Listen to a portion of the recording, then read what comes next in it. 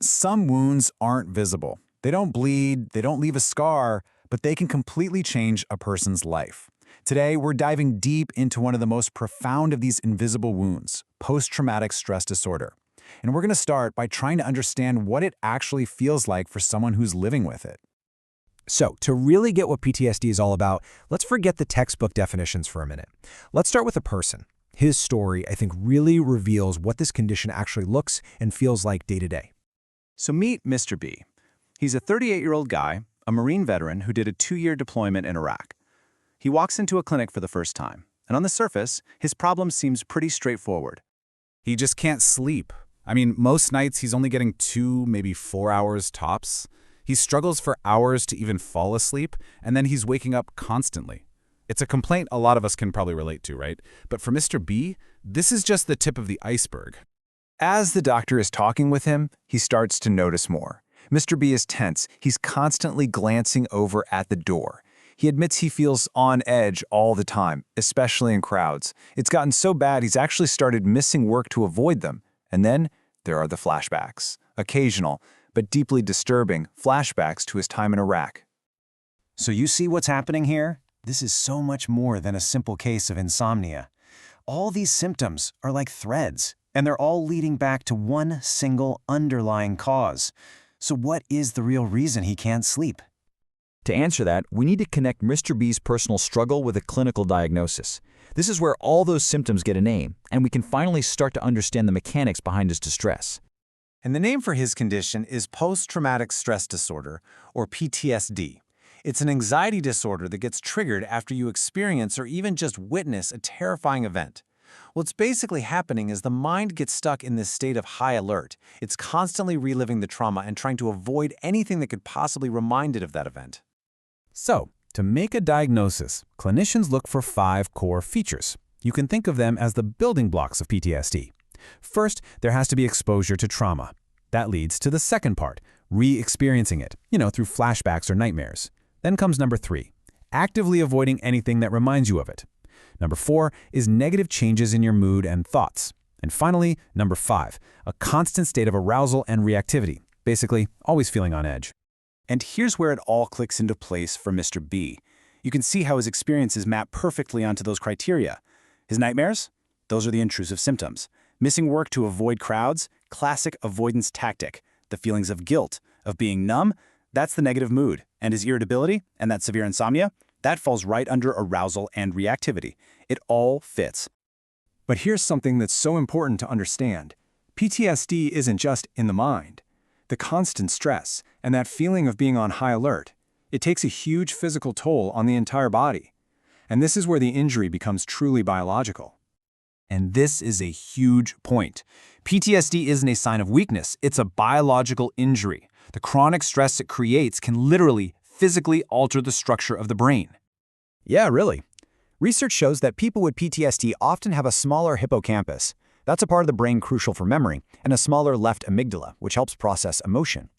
So why does this happen? Well, the brain is being constantly flooded with high levels of stress hormones, like cortisol. And over time, that becomes toxic to brain cells, causing them to actually shrink. Now, this constant state of biological stress, well, the consequences reach far beyond the brain. Just look at this number, 3.4 times. This isn't just some abstract statistic. It represents a very serious, very physical risk. What is that? That number represents the increased odds of developing heart failure for someone with PTSD. The constant strain of the disorder literally puts a heavy burden on the heart, even after you account for other risk factors like smoking or diet. And the impact doesn't stop there. PTSD is truly a whole-body condition. Studies have linked it to significantly higher rates of things like irritable bowel syndrome, artery disease, and even an increased risk for developing dementia, like Parkinson's or Alzheimer's, later in life. Okay, so after seeing the profound impact of PTSD, it will be really easy to feel, well, pretty discouraged. But this story absolutely does not end there. There is hope, and there are proven, evidence-based pathways to healing. This is maybe the most important takeaway of all. PTSD is treatable. Let me say that again. It is treatable. People can and do get better. Healing is possible. And for most, it starts with psychotherapy. So trauma-focused psychotherapy is the first-line treatment. The main approaches include cognitive behavioral therapy, or CBT, which helps you identify and change those harmful thought patterns. Then there's exposure therapy, which sounds intense, but it safely helps a person confront traumatic memories to reduce their power. And another really effective method is EMDR, which uses eye movements to help the brain process and reframe those same memories. Now, beyond psychotherapy, certain medications can also be a really helpful tool. These are often things like SSRIs, which can help manage the symptoms, especially if someone is also dealing with depression.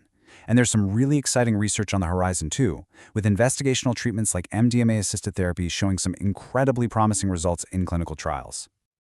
All right, so we've looked at the individual journey. Now let's pull the lens back and understand how PTSD fits into the bigger picture of our society. This is a really important distinction to make. Many people will experience a traumatic event at some point in their lifetime, but, and this is the key part, not everyone who goes through something traumatic develops PTSD. Here in the United States, it's estimated that about 6.1% of people will develop it in their lifetime. But that 6% number doesn't tell the whole story. The risk can be dramatically higher for certain groups. So while it's around 6% for the general population, it can jump to 15% for many combat veterans. And for a group like Cambodian refugees who survived mass conflict, an astonishing 62% still met the criteria for PTSD even decades later. So why does all this matter? Well, this quote from the Diagnostic Manual, the DSM-5, gets right to the heart of it. PTSD isn't just about having bad memories. It causes clinically significant distress or impairment. In plain English, it can seriously mess up your life. It can damage relationships, it can derail careers, and it can isolate people from the very support systems they need the most. Which brings us to our final, and I think most important question. Knowing that PTSD is a real biological injury with profound consequences, but also knowing that it is treatable, how can we as a society, as friends, as family, get better at recognizing and supporting those who are carrying these invisible wounds?